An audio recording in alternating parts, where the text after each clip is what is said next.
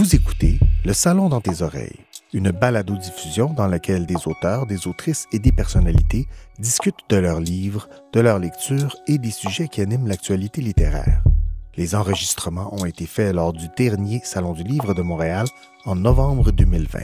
Ce contenu est aussi disponible en vidéo sur www.salondulivredemontréal.com. Bonne écoute et bonne lecture.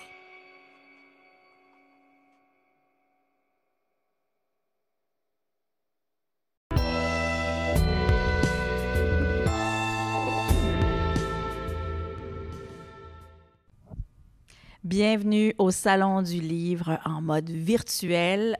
Nous sommes dans l'édition 2020 de ce Salon du Livre de Montréal.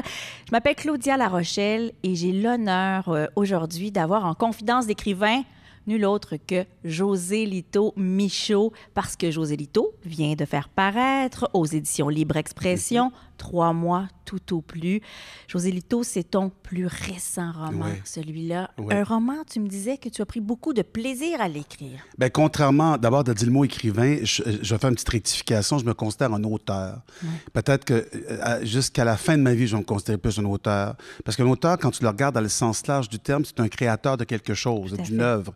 Un écrivain, j'ai l'impression que je ne suis pas un écrivain, parce qu'un écrivain, c'est comme une catégorie à part. Puis je ne suis pas le seul à dire ça. Il y a beaucoup d'auteurs qui disent ça. Je ne veux pas te reprendre, Claudia, tu le fais tellement bien, mais moi, quand je l'entends, je vais toujours... J'écris, je crée des choses, mais je suis loin d'être un écrivain, parce qu'un écrivain, c'est comme un Denis Laferrière. C'est comme quelque chose qui est... Je sais pas, il y a quelque chose de... Je suis assez d'accord avec toi à ce sujet-là. Je disais confidence d'écrivain surtout parce que c'est le titre de cette série de rencontres, mais je suis d'accord qu'un écrivain... Je dirais que c'est quelqu'un qui se consacre à son art d'une manière entière, dans sa totalité. Absolument. Qui fait à peu près que ça. Oui, ce qui n'est pas mon cas. Et c'est ça. Ben, moi, là, d'ailleurs, à chaque fois que j'ai l'occasion de lire sur ce que tu fais, de suivre tes projets, José Lito, je suis assez étonnée de voir à quel point tu es, là, je vais dire l'expression en anglais, multitask. Ouais. C'est fou. Plein de petits tiroirs. Oui, absolument. Comme, on fait plein d'affaires en même temps. Et le passé aussi que tu as, comme tu as travaillé comme... manager longtemps, producteur de disques et tout ça. Oui, même éditeur de magazines. Oui, absolument, c'est vrai, j'oubliais ça, oui. Il y a vraiment, vraiment beaucoup de choses, de cordes à ton arc et l'écriture. Oui. Et puisqu'on se rend compte pour ça, l'écriture d'un roman, ça demande beaucoup d'introspection, un regard sur soi. Alors, dans ce mode-là, tu n'es pas dans le même mode que quand tu es justement manager, producteur, même intervieweur pour tes émissions. Tu es capable de passer du mode extraverti à introverti? Ah, c'est incroyable, cette capacité que j'ai d'être un caméléon. C'est incroyable. Mais, on est dans les confidences, j'ai trouvé ça plus difficile, ce changement-là, à faire dans la même journée. Moi, j'écrivais tous les matins. C'était volontaire pour moi d'écrire à tous les matins. C'est là que je me sens le plus inspiré. Puis après ça, je tombais dans des meetings pour autre chose. Puis je me disais, la prochaine année, je ne ferai plus ça comme ça. C'est-à-dire, je vais en faire d'autres projets, mais je vais peut-être emmener juste 3, 4 de front. J'en ai parfois 10, 12, 13 de front, entre 4 séries en développement, une qui va se produire, ma série. Je trouvais ça, à un moment donné, très difficile. Quand est arrivée la COVID, parce que ce livre-là est issu de la COVID, il s'est terminé dans le temps de la COVID, alors que j'ai interviewé beaucoup de gens en leur demandant s'ils étaient inspirés pendant le temps de la COVID. Puis la majeure partie des gens disaient non. Moi, j'étais terriblement inspiré parce que, soudainement, et ça va exactement être la question que tu me posais, c'est-à-dire qu'à un moment donné, je me disais, j'ai pu à faire ce meeting-là, j'ai pu à faire ça, je vais faire mon métier d'auteur, je vais prendre plus de temps, je vais finaler ça après, et j'ai adoré ça, j'ai vraiment beaucoup aimé ça. Donc, je vais réduire, là j'en prépare un autre encore, je vais encore réduire ça pour être capable de me consacrer au moins le tiers de mon temps à l'écriture. On va parler d'Olivier, ce bel être humain qui est Olivier, c'est ton alter ego. Oui, c'est mon alter ego. C'est ça, hein? On reconnaît vraiment ta joie de vivre, oui, mais en même temps, il y a comme deux faces à ça. Il y a un côté très mélancolique aussi chez Olivier. Oui, beaucoup. Il y a une forme de sensibilité aussi à fleur de peau. Une hypersensibilité. Oui, une hypersensibilité. Ouais. Une lucidité de la vie. C'est ça. Une grande lucidité de la vie. Ouais. Tu sais, Olivier Dubreuil, j'ai donné ce nom-là au départ quand je me suis mis à l'autre livre à raconter une partie de mon enfance que j'avais mélangée avec celle d'autres enfants pour pas offusquer personne. Parce que quand tu commences à aller dans quelque chose un peu plus autobiographique, il est possible que tu écorches des gens au passage. Mais moi, quand j'ai écrit dans mes yeux à moi, c'était dans le but de dire, faites attention à ce que vous dites aux jeunes. Ils entendent et ils comprennent tout. Ouais. Donc, les mots durs, les violences psychologiques, physiques, ils ont encore des traces de ça. Donc, quand je suis arrivé avec le deuxième livre, je me suis dit, avec ce livre-là, je me suis dit, j'aimerais ça le voir où il est rendu à 50 ans, cet homme-là. Et il arrive à 50 ans, puis il est confronté à... C'est drôle parce qu'il est devenu populaire, il a réussi ce qu'il voulait, 20 ans animateur d'un talk show, mais je pense qu'il n'est pas totalement heureux. Non. Ça se peut. Ça se peut. Puis il se dit, finalement, la gloire, ça règle pas tous les mots MAUX. Peut-être en mettre des mots METS pour dire qu'est-ce que je veux tant de cette vie-là. Et il est confronté à un verdict qui fait en sorte qu'il doit se dépêcher à tout comprendre avant de partir. Oui.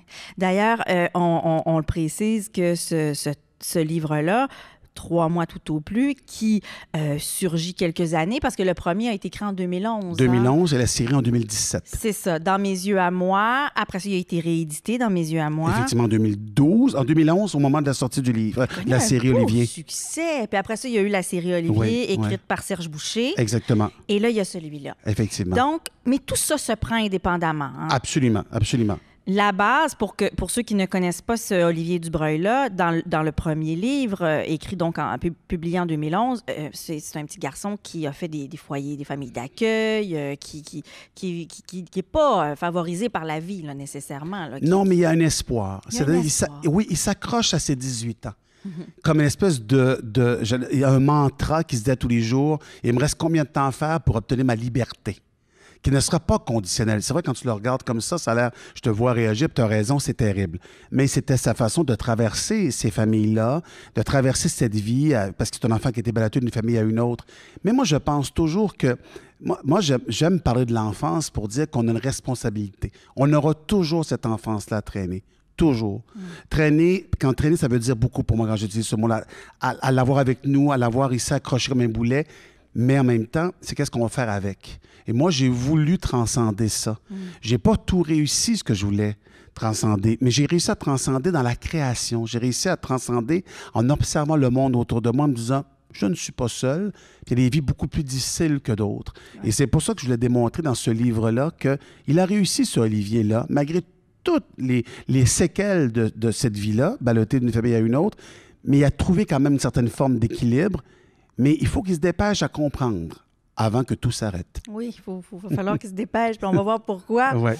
Et il va donc décider de régler certaines choses avec son passé, avec ses racines, ses gènes, ses origines. Il va partir à la recherche de ses origines, finalement, un peu plus. De son père biologique. Comme il connaît sa mère biologique, on a compris dans le premier livre. Là, il s'en va vers son père biologique qu'il a appris de la bouche de sa mère, atteinte d'Alzheimer, qui lui raconte une histoire d'amour qu'elle a connue. Il se rend compte que elle parle de son père à lui et la véritable identité de son père.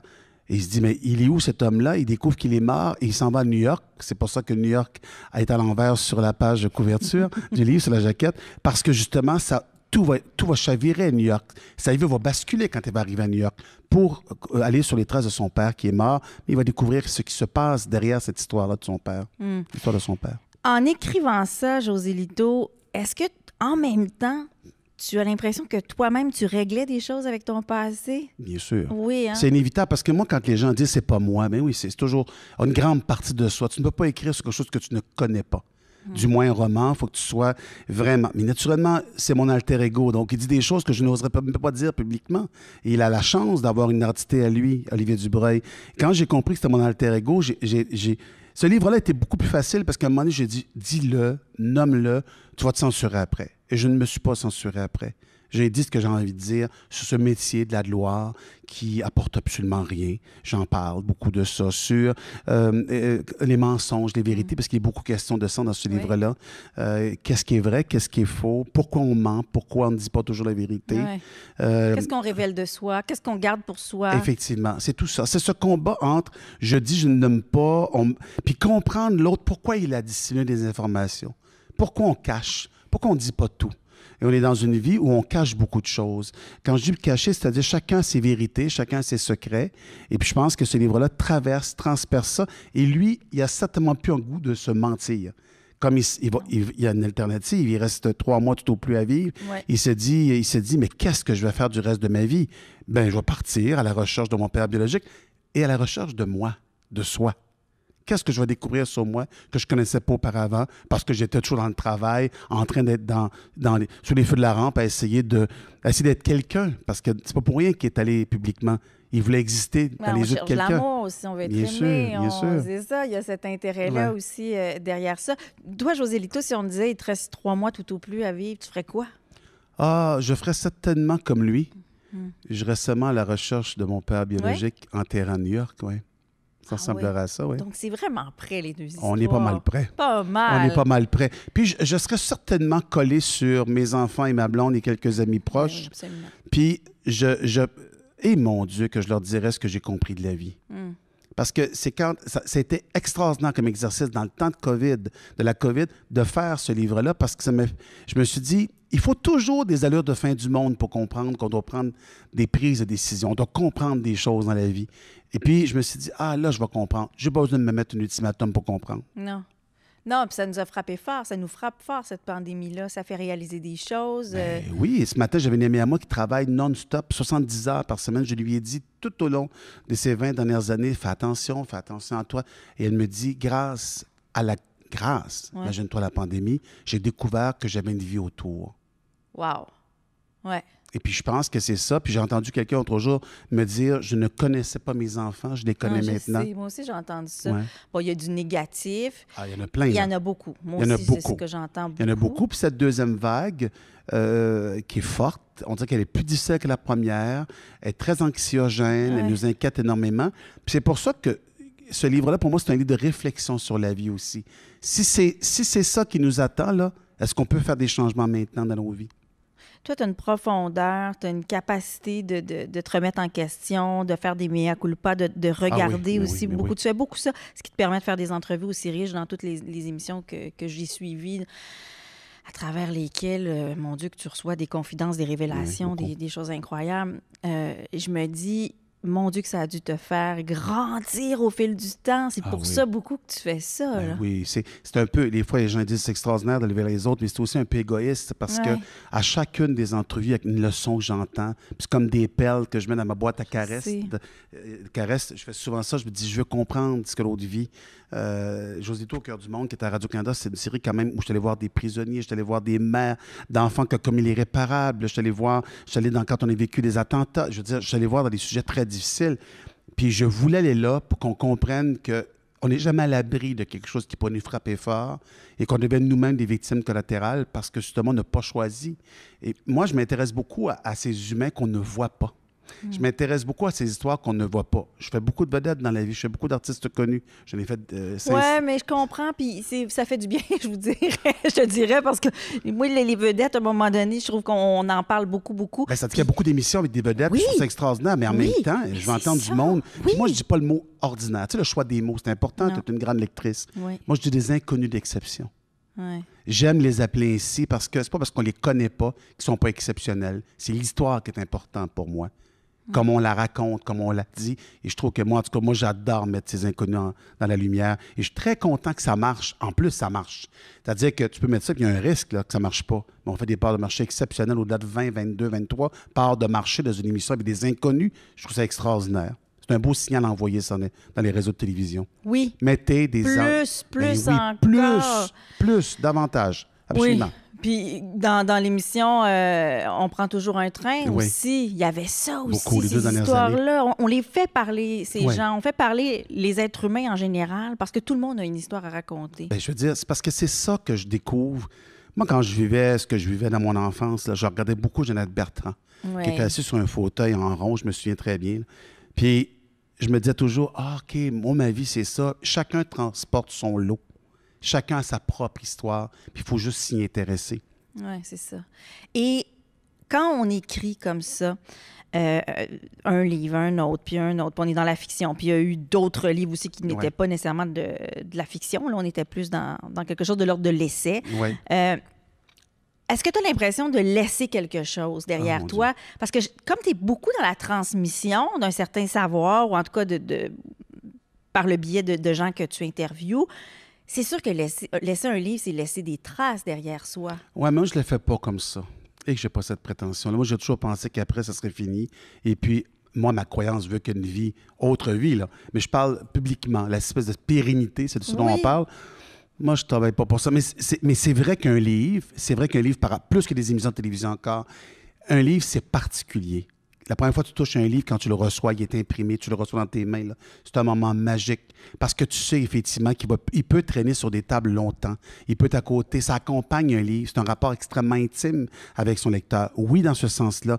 Mais je ne fais pas les choses pour la transmission. Je fais juste les choses. Tes filles, elles doivent... C'est sûr que mes enfants, eux autres, ils regardent ça comme tu viens de me dire. Moi, je ne le regarde pas de même. Moi, là, je veux juste, c'est de comprendre le plus vite possible ce que je dois comprendre sur cette terre-là avant de partir. Moi, je suis très préoccupé par... puis quand je vois des gens qui disent « je m'ennuie », moi, je dis « comment tu peux t'ennuyer? » Moi, j'ai au moins 250 livres dans ma bibliothèque qui attendent pour lire, à être lus, pardon, et que je n'ai toujours 5-6 en chantier, j'en ai 2-3 par semaine. Donc, je ne comprends pas, moi, qu'on puisse... donc, j'essaie de plus s'ennuyer. L'ennui, je ne connais pas ça, moi. Donc, ça m'intéresse de dire « qu'est-ce que je vais apprendre de nouveau? » En lisant, en écrivant, en écoutant les autres, qu'est-ce que je vais apprendre de nouveau? Donc, je suis plus préoccupé par le présent que la transmission. Est-ce qu'il va y avoir une suite à 3 mois tout au plus? Est-ce qu'il y a d'autres choses encore à retirer de ton histoire, de ton vécu, selon toi? Moi, je pense qu'il y a toujours quelque chose à dire parce qu'à tous les jours, j'apprends. Je m'en viens tout à l'heure, puis quelqu'un qui me parle d'une entrevue que j'ai faite il y a 2 semaines, puis il y a toujours une histoire invraisemblable. Il y a toujours quelque chose qui me... Je m'en vais marcher encore tantôt au Parc Saint-Bruno, puis je suis allé hier, j'ai fait 4 fois par semaine, puis j'entends les gens m'arrêter puis me raconter leur histoire. Il y a toujours quelque chose qui m'intéresse de la vie. Puis je trouve que c'est un privilège où je me retrouve aujourd'hui à l'âge que j'ai. C'est un privilège. Moi, je suis très reconnaissant de la place que j'ai encore dans ce métier-là, parce qu'on peut vite être poussé par les jeunes, et puis j'ai rien contre les jeunes, mais ils n'ont pas notre expérience. Je veux dire, donc, apprends, puis apprends sa voie de service, tu auras sa voie pouvoir métropolitain après, mon jeune homme, ma jeune fille, puis fais tes classes, puis travaille bien. Puis je pense que ça prend un équilibre dans une programmation, ça prend un équilibre. Puis les nouveaux auteurs sont très intéressants parce qu'ils sont beaucoup plus impudiques que nous. Ils y vont. Ils n'ont pas peur. Ils n'ont pas peur de nommer. Ils sont décomplexés, la nouvelle génération. Ils sont je pense à G.V. Dolan, complètement décomplexé, complètement assumé ce qu'il est. Nous, ça a mis du temps avant qu'on assume. Je vais parler pour moi, ça a mis du temps avant que j'assume qui je suis. Ouais. Ça a peut-être pris 50 ans, j'en ai 55. Ouais. Il était temps. Mais tu as fait parler les autres. Ça, par contre, les accueillir, leurs confidences. D'ailleurs, tu parles que quand tu vas marcher, les gens viennent vers toi, tout ça. Je me dis, mais c'est vrai que il doit tellement y avoir de gens qui t'attirent le monde, une espèce de magnétisme, c'est comme une aimant. Là. Les gens veulent se confier, les gens ont beaucoup d'histoires à raconter. Ils vont me faire des sourires. Des fois, c'est comme, là, je marche, puis ils me font un sacré sourire, mais soit des beaux sourires. Puis là, ça fait merci. Puis là, ça s'en va, ou ça va me raconter leur histoire. Sauf que c'est vraiment quelque chose de particulier ce que je viens. Un ami qui me faisait remarquer l'autre jour, et il dit, je t'écoute jamais te raconter. Puis j'ai fait, je me raconte pas parce que j'ai jamais envie de me raconter. Donc, j'ai remarqué que j'écoutais beaucoup plus que moi, je dis ce que je vis. Fait que c'est très rare que je vais te dire, moi, comment je vais pas bien, mettons. C'est très, très rare. À ma blonde, oui. À 1 ou 2 intimes. Mais ils tombent des nues là, quand ils apprennent que je vais pas bien. Parce que j'ai pris toute la place pour les écouter. Mais il faut te lire d'abord dans ta fiction. Là, on comprend qu'il y a eu des bouts plus rough, disons. Bien sûr, c'est ce qu'on comprend. Même dans ce livre-là, on comprend. C'était pas juste de la joie et de l'allégresse. Non, mais c'est toujours qu'est-ce que tu fais avec. C'est toujours ça. Tu sais, chacun, comme tantôt j'ai dit, transporte son lot. Qu'est-ce que tu fais avec l'apprentissage? Qu'est-ce que tu fais? Moi, je pense que je ne serais pas l'intervieweur, l'auteur que je suis, si je n'avais pas vécu cette vie-là. Des fois, je m'imagine une vie où je suis encouragé, stimulé, réconforté par des parents aimants, puis dans toute une vie. Je ne sais pas ce que ça aurait donné avec le caractère que je ne sais pas ce que ça aurait donné. Je ne pense pas que j'aurais été cet individu-là. C'est quoi ton caractère quand tu dis avec le caractère? J'ai une personnalité forte, j'ai du caractère. On ne me tue pas, moi. Non, on peut même me détruire par des mots. Quand j'étais tout petit, on me détruisait par des mots, mais on ne peut pas me détruire. On tentait de me détruire par des mots, mais c'était impossible. Je me souviens encore de mon regard à 5 ans, 4 ans, il n'y avait rien qui passait. J'avais peur de rien. J'avais pas peur de ça, parce que il y avait quelque chose à l'intérieur de moi qui me disait, ça va durer le temps que ça dure. Je me suis accroché à une date. Je me suis accroché à mes 18 ans. Je me suis accroché à une sortie de secours. Ça, c'est ma force de caractère. Mais j'ai des séquelles de ça, une hypervigilance. Je suis hyper vigilant, c'est-à-dire c'est ça, un état d'alerte constant qui est terrible, mais que je suis en train de soigner et qui va très, très, très bien grâce à l'hypnose. Donc, t'es en train de me sauver la vie. T'es en train de me sauver la vie. Parce que cette hypervigilance-là, ça doit nous empoisonner l'existence. Je veux dire, tout à l'heure, je suis arrivé ici, là, habituellement, là, j'avais vérifié toutes les issues de secours. Mais voyons! Ah oui, c'est terrible. Et là, pour la première fois de ma vie, je me suis assis en me disant, il n'arrivera rien. Tu peux commencer l'entrevue. Donc, aujourd'hui, je vais dire à ma femme tantôt, j'ai guéri. Je suis guéri en partie. J'ai passé 55 ans à imaginer le pire et avoir peur de l'impossible. Mais c'est terminé. On les voit, les marques, quand même, chez Olivier Dubreuil. On le sent qu'il y a cette espèce, probablement, peut-être, d'hypervigilance, lui aussi. Oui. Et lui, par contre, contrairement à toi, sur le plan sentimental, ça a été un peu plus houleux, quand même. Oui, c'est une vie particulière dans l'attachement. C'est ça. Dans l'attachement. Tu sais, à quoi bon, il dit une phrase, à un moment donné, je dis une phrase pour lui, je dis, à quoi bon s'attacher si tout peut se détacher? Tu comprends? À quoi bon se lier si tout peut se détacher? Et c'est exactement ça, c'est quelqu'un qui a des difficultés, jusqu'à temps que sa mère biologique lui dise, dans un élan, j'allais dire, de lucidité dans l'Alzheimer, lui dit, je ne sais pas qui vous êtes, monsieur, mais je sais que je vous aime. Et lui, il se dit, ah, elle m'a donné le sceau d'approbation, maintenant je peux aimer. Oui. L'amour de l'autre, c'est donc important, cet amour-là, cette reconnaissance. Ouais. Hein, c'est pour ça aussi que, comme tu le disais, que tu fais ce métier-là aussi. Il y a la curiosité de l'autre, mais c'est peut-être inconsciemment, on cherche aussi une espèce d'approbation. L'approbation, pas l'amour. Ouais. Tu vois, je suis content que tu aies choisi le mot approbation. C'est l'approbation. L'approbation. Bien plus que l'amour. Parce que tout ça, c'est illusoire. Penser que les gens t'aiment. Moi, il y a quelqu'un qui m'a déjà dit, j'ai dû entendre cette phrase-là au moins 200-300 fois de ma vie. Et qu'on vous aime, vous. En plus que ça, merci d'exister. Ah, purée, excusez. Non, mais un peu. Hey, moi, j'ai dit, on m'a jamais dit ça dans ma vie, merci d'exister. Donc, comment on peut me dire ça? Ça m'avait beaucoup bouleversé, oui, ça. Je comprends. C'est quelque chose, merci d'exister. C'est comme, wow, penses-tu que je crois ça? Je ne crois pas à ça, moi. Je crois... Et l'amour, c'est un amour... Tu ne peux pas aimer quelqu'un que tu ne connais pas. Tu peux avoir de l'admiration, tu peux aimer son travail. Fait que moi, je suis très lucide. Hein? Je t'ai dit dès le départ, je suis extrêmement lucide. Donc, je ne crois pas les mauvaises critiques au complet, puis je ne crois pas les bonnes critiques au complet. J'essaie de mettre un équilibre là-dedans. Mais j'entends, là, quand quelqu'un aime quelque chose, je ne suis pas fou, je l'entends, puis je trouve ça agréable. Mais ça ne me flatte pas longtemps, l'ego. Vraiment pas. Ça m'amène à ce titre de livre qui est encore tellement d'actualité puis qui m'avait vraiment fascinée sur la gloire démystifiée. Oui, la gloire démystifiée avec des personnalités qui sont sous les feux de la rampe toujours, des artistes, des personnalités très connues, très célèbres qui ont connu leur descente aux enfers, puis on en connaît encore dans les médias qui ont été là. C'est ironique, Claudia, dans mon livre, là, il y a Gilbert Rozon, Éric Salvaille et Éric Lapointe. Wow! Donc, il faut relire ça, là. Ben, je veux dire, oui, c'est très intéressant de voir ce qu'il disait à l'époque. Très intéressant par rapport à la gloire, justement. Oui, tout à fait. Puis ce serait très étrange aussi d'aller voir la réaction actuelle de ça. C'est particulier. Parce que cette gloire-là est éphémère. Et c'est ça qui ressortait de ce livre-là aussi. Ben, c'est-à-dire que si tu... Et Daniel Bélanger disait, que dans le livre aussi, disait, ce sont des calories vides. C'est-à-dire, tu penses que ça va te rassasier, mais ça complète rien. C'est-à-dire, si tu n'es pas dans l'équilibre, il n'y a rien qui va fonctionner là-dedans. Ça, c'était ma plus grande désolation dans la vie. De constater ça. Ah, c'était terrible. Je me souviens encore... Parce qu'il faut le chercher ailleurs après. Ben parce que tu te dis... Je me souviens, j'étais au talk show de fin de soirée, j'avais, 39 ans. J'étais au talk show de fin de soirée à TVA. Je suis le midi au réseau de détente à travers le Québec. Je te devine qui vient ce soir. Et puis, tu peux pas là, être plus que ça. Puis, je viens de faire Star Academy, puis ça. Tu peux pas être plus que ça. Et je me souviens que j'ai trouvé que c'est l'année la plus triste de ma vie parce que je disais, oh, ça ressemble à ça. OK, ça ressemble à ça. Ah, c'est ça, être connu. Être partout, être connu, être partout, les panneaux partout, quelques parodies de Marc Labrèche. Écoute, j'étais partout. Et là, je me disais, voyons donc, c'est ça.